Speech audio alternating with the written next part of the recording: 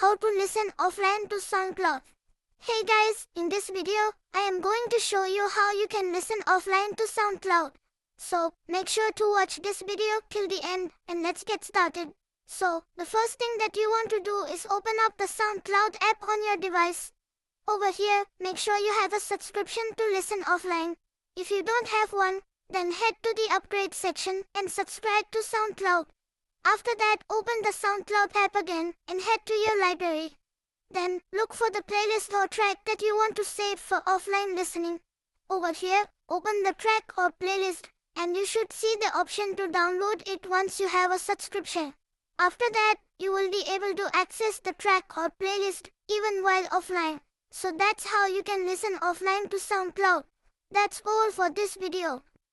Easy to understand tutorials about business, project management, softwares, social media apps, and more. Softpro dream to 100,000. Thanks for watching.